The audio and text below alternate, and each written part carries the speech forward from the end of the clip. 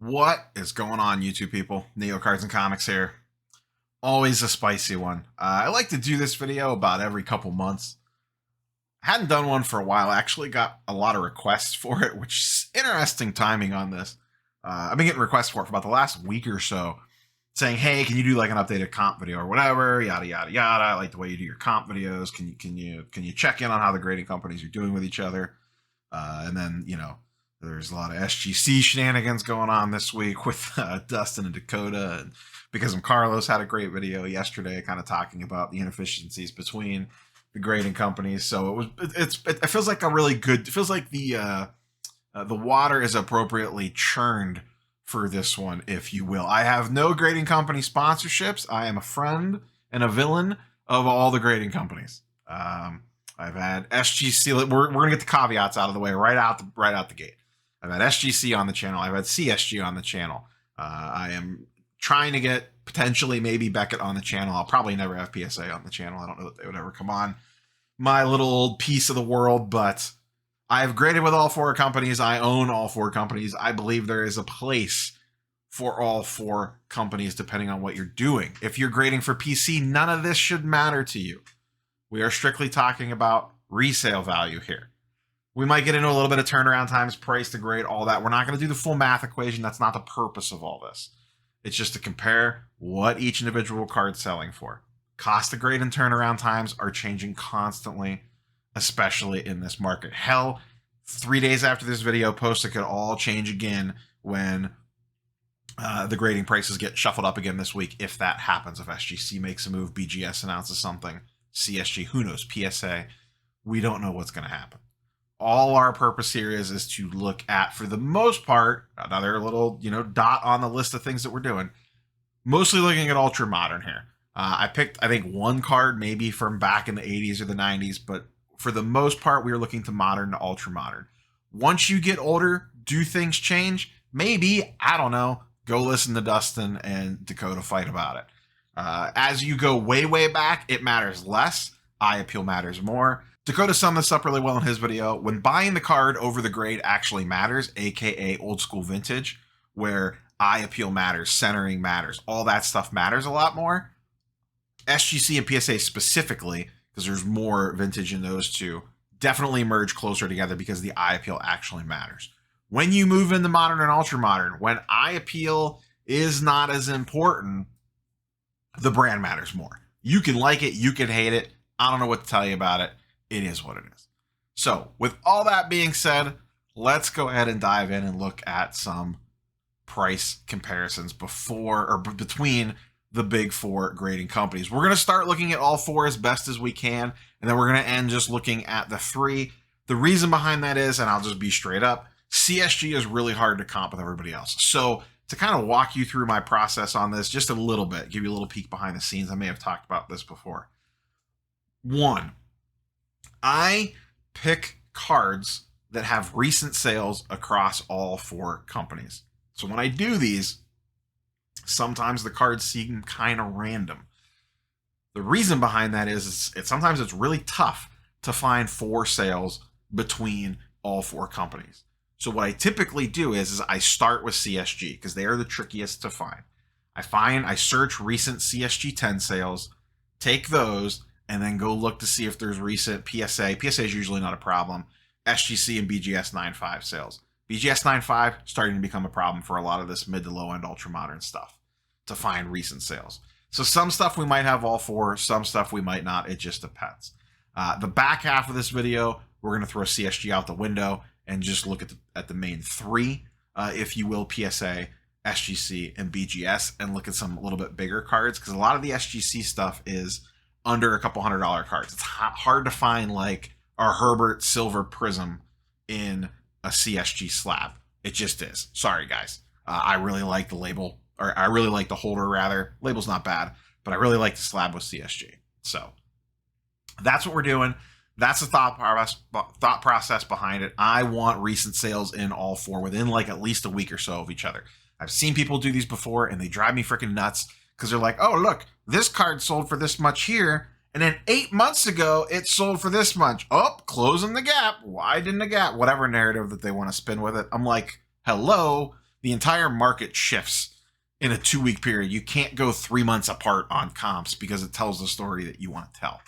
So, with all that diatribe being said, like, comment, subscribe. Let's dive into market movers. Link in the description down below. Coupon code NEO, $1 first month, new pricing. You guys and girls know the drill. Check out the details in the link. Let's dive in.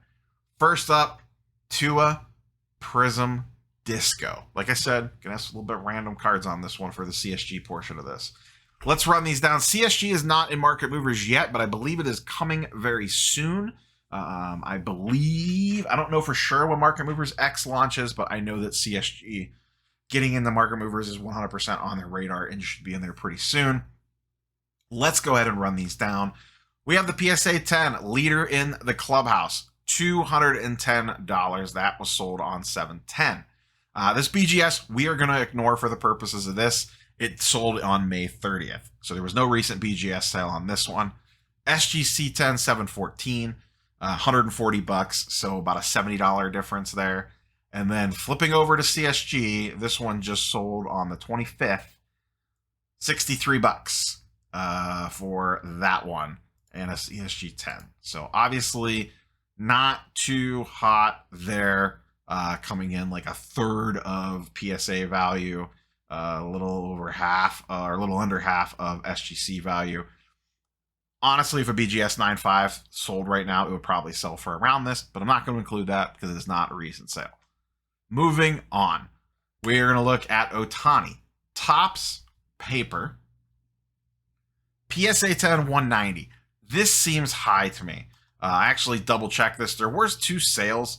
One was actually higher than that, and then the next one was a little bit lower than that. The ones prior to that were 150 to 175. For whatever reason, the Ohtani paper in PSA 10 does really well. That's going for 190. BGS, and that sale was 722. BGS 9.5 on 720, $51. Ouch. SGC 10, 723, $87. We're not going to break down all the ratios and stuff. You guys and girls get the idea. You're smart people. CSG 10, $46. Ouch. The numbers speak for themselves. Let's run through that again. CSG $45 basically, SGC 90, BGS 9.5 50, PSA 10 190. Spoilers, this is going to look a lot like this moving forward. Ohtani Topps Chrome base, PSA 10 180. Once again, selling for about the same price as the paper. That's typically not how that works, but I don't know. BGS 9.5, $97, SGC 10, $97, all within a day of each other. CSG, multiple sales, around $100, $105. So actually right in line with the BGS 9.5 and the SGC 10 on the Ohtanis. And once again, pretty much the same day.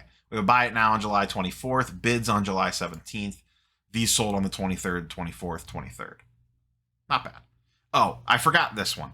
We are comparing PSA 10 to SGC 10 to CSG 10 to BGS 9.5. BGS people, calm the hell down in the comments. That's their gem mint grade. We are comparing gem mint to gem mint to gem mint to gem mint. I don't care about 9s for the most part. SGC 9s, PSA 9s, CSG 9s, BGS 9s all sell for basically about raw to ever so slightly above, maybe a very slight premium on a PSA 9. If that's your thing, cool. That's not really where the price gap is. There's a little bit of a one there, but nowhere near what it used to be. All the 9s have kind of melded into raw. PSA 10s, the 10 grades, the gem mint grades, is where things come into play. So there's one extra little, bullet point on the list of caveats that I forgot to get out there at the top. Moving along, last one that we'll include CSG, and then we'll kind of look at a few other cards here that will not include them. That'll be a little bit on the more pricier side of things. Nothing crazy. Joe Burrow base Prism. I think this one was one of the better ones out of all these because it is a card that transacts a lot. And not that Ohtani Topps Chrome don't, but this is a more, I don't want to say legitimate card, but just a more well-respected card on the secondary market, if you will, over like Topps Paper, Ohtani, or a random orange disco. I was really happy to see one of these in a CSG 10 because, like I said, you get better data on something like this that transacts a lot. Joe Burrow base PSA 10 prism, $280. BGS 9.5, $160. SGC 10, $150. CSG 10, $95. So not bad, not great, but still well under SGC and BGS, and all three of those well under PSA. Of everything we've looked at so far, I don't want to play a bias game, but I think this is one of the better examples for the reasons that I talked about earlier. This card just sells a lot. It's everyone kind of knows what it goes for. It's a very liquid card. So I think this is probably the best overall example, and honestly, it matches up with most of the other stuff as well. There's a little bit of outliers here and there on the other ones in terms of like how far apart exactly it is, but this is basically what we see. PSA still has about a 40-ish% premium. SGC and BGS 9.5s, give or take, sell pretty close to one another. And CSG 10s typically sell for about 20 to 30% less than an SGC 10 or BGS 9.5. Is that going to apply to every card? No. We're, macro level, generally speaking here on this stuff. Now, you can say what you will. To me, the deciding factor here between a lot of these is obviously, we're looking at this from a resale perspective. The X factor that you need, there's a couple X factors that you need to throw into this whole bag of kittens when you're looking at it, is whether we all like it or not, PSA does have more liquidity than all the other ones. The PSA slabs, without a doubt, 100% are easier to move. When the other grading companies, when people make the argument for me, once again, I really don't care. I use all four to some degree or another. When a fan of another grading company, I don't care which one it is, pick one, comes up and says, oh, well, you need to sell it X, Y, or Z certain way. You can't run X slab at auction. It doesn't perform well. If that's the sentence that you want to lead with, that tells me there's a problem. And if I'm doing it to resale, I'm factoring that in when I go to want to move it. I want liquidity if I am grading to sell. Now, if you are perfectly happy grading with one of the other companies, depending on what you're doing, you need to factor in that if I run that at auction, it might underperform, or I might need to run it and let it sit at buy it now, and I'm not getting the money out of it right away. Maybe the market conditions change on that card. That's the thing. You need to factor all that in with what you're doing. And you can make money grading with pretty much all the companies. Everyone has their own little systems that work for them. That's all well and good. People in the comments say, oh, only PSA. Oh, I only grade with SGC. Oh, BGS, I want subgrades. Oh, CSG, best holders. I get it.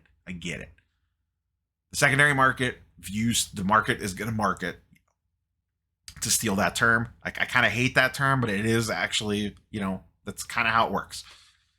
PSA has the most liquidity. It still sells for the most above everybody. Really, the gap hasn't narrowed that much. About 40% above is what it's been. It was a little wider at one point in time. Maybe it's narrowed a little bit, but that's basically what it's been forever now. And will anyone ever catch him? I have no freaking idea. I really don't. I personally don't think so. At least not for a while. Maybe if Fnatic shakes things up. We'll see. I could be wrong. They're a self-fulfilling prophecy at this point. Everyone talks about PSA.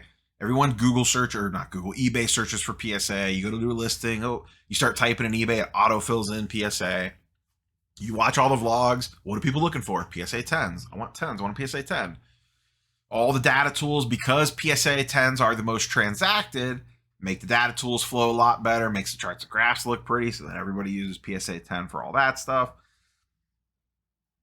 So it's all everyone hears over and over again. So it's just going to keep happening. I don't know what it's going to take to break the wheel, to steal a Game of Thrones term. Let's look at the last couple and then go ahead and wrap this sucker up after I got off my soapbox there.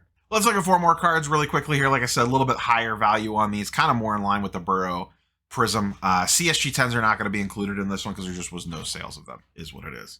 Julio Rodriguez, first Bowman Chrome Refractor, non-auto. Once again, all these are grouped pretty slightly together, except for the PSA one is about 10 days prior to the other 2 sales, but his value's actually gone up since then because he had the massive home run derby and his stuff's been going crazy. So the next sale, that might be a little bit higher. I don't know if it is or not. There's no data on that. I'm speculating, so we're going to roll with the number that's there. It's within at least about a week or so, so I'm going to run with it. PSA 10, $1,300. BGS 9.5, $650. SGC 10, $690. And those two sold within a day of each other. Like I said, about 10 days past the PSA 10. Next up, going back to the 80s. 1989 Barry Sanders score. PSA 10, $1,350. That sale was on 7/23. BGS 9.5, $365. That sale was on 7/15. I don't know what's up with that one, but that someone got a steal on that one, I think. Maybe someone's cracking that out and sending it somewhere else. SGC 10, 7/23, $800. So still, obviously the big outlier there is the BGS 9.5. The PSA 10 doing about the normal thing above an SGC 10 on that one, maybe even a little bit of a wider gap, even though I was told that in the 80s they sell for close together. Just kidding, Dustin. Just kidding. Next one, an interesting one here. Connor McDavid Young Guns from 2015 Upper Deck. PSA 10, $2,500. Last sale $718. BGS 9.5, $1,475 on 7/21. And an SGC 10 for $1,600 on 7/18. So SGC slightly outperforming BGS 9.5s. And like I said, I've been saying this for the last 5 versions of this video that I made, really. SGC and BGS 9.5s are resale value wise are about the same. Sometimes the SGC 10 outsells the BGS 9.5. Sometimes it's vice versa. Sometimes they're exactly the same. I will say this, calm down BGS people. I do think BGS slabs, actually I don't think, I'm like 90% sure. BGS slabs are, in most cases, easier to move, in my opinion, based off what I've seen. Especially if it's a true gem. If it's a true gem BGS 9.5, it's probably going to sell for you're probably going to get the same money for it as an SGC 10. But if I was sitting at the National this week and I had those two cards side by side, I feel like the BGS 9.5 would sell, if they were priced the same, which they probably should be, would outsell in regards to how quickly it would sell the SGC 10. I could be wrong on that one, but to me, BGS still feels more on a liquidity side, as in more people want that slab than an SGC at this point. Does that change one day? I don't know. Last but not least, Justin Herbert base Prism. Once again, very similar to the Joe Burrow that we talked about earlier. A little bit lower end card here, but one that transacts constantly, so it is good to see that. PSA 10, $295. Last sale $724. BGS 9.5, $153 on 7/15. And an SGC 10 for $158 on 7/18. So once again, SGC, BGS, neck and neck. PSA, pretty far out in front on this one.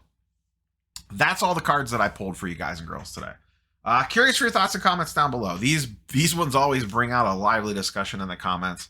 That's for sure. I'm sure I will be accused of hating and or a fanboy for any one of the 4 companies or all of them. If I did my job correctly, that's what the comments should look like. It is what it is. PSA demands the most on the secondary market. That's going to reinforce people to continue to grade with them. SGC, they're definitely way more popular than they were 2 years ago. They have kind of closed the gap on BGS from a people knowing about them standpoint, grading with them. They're grading a lot more cards than BGS is right now. BGS is still very well respected on the secondary market. I don't know how well respected they are in regards to I want to send my cards to them to grade. CSG, I don't know what it's going to take for them to close the gap on the other ones. I continue to say they have the best slab on the market. Their label is completely inoffensive. It's not terrible. It's not great. It's perfectly fine. But the slab itself is the best on the market. I will continue to say that. I don't care. It is what it is. I love the slab. It's fantastic. It looks great. Me personally, let's just talk personally for a second. PSA is still where I'm going to grade most of my stuff. It makes the most sense for most of the stuff that I send in for grading to go to PSA for resale value. I think CSG, for me, is probably going to be the play for anything that I want for PC. I just sent the Griffey Auto there. For anything that I'm planning on holding for long term, and I just want slab, like I was thinking about today. I have a bunch of 1990s. They're not from the 90s, they're from newer sets, but it's players of the 90s Indians. Albert Bell, Tomey, Vizquel, Baerga, those guys. I have a handful of those cards that I wouldn't mind getting slabbed. And I may, once I get through the National and everything settles down, I may send that stuff to CSG bulk.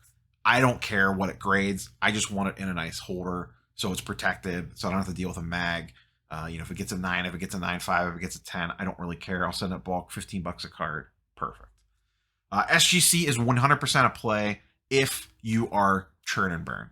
Time value of money, you could get in, get out, flip it, make the money, get into the next thing, rinse, repeat, and get the cards back because their turnaround time is so fast right now. Maybe that changes if they lower prices and get a little bit more demand for their services.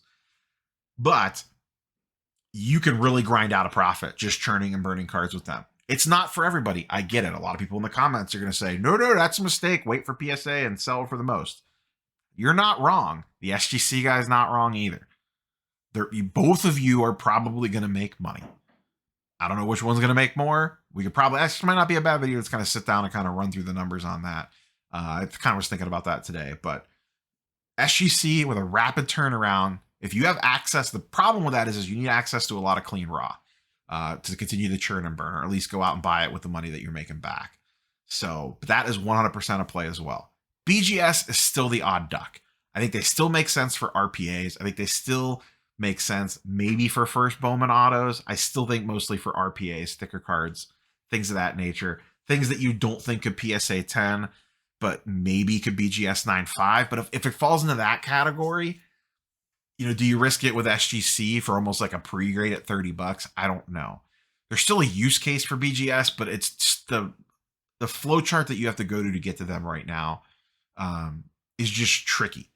It's just tricky given what their price, the grade is, their turnaround times, and what the resale value is on the secondary market if you're just looking at this objectively. Now, buying and selling their slabs on the secondary market, completely different story. I'm talking about rata grade at this point. So as always, grading is an equation. What was your cost to obtain? How much does it cost to grade? X factor of turnaround time. Can you break even on a 9 or a 9.5 if you're using SGC? What does your profit look like on a 10? Factor the other things in, run the numbers, and do what makes sense for you. Like, comment, subscribe. Hope to see you all at the National. Tomorrow's video will just kind of be dropping like my thoughts leading into the National, what I'm bringing with me, what my plans are, what to do with it, some stuff that I'm looking for, and then I'll be on the show floor. Say hi if you see me. Peace.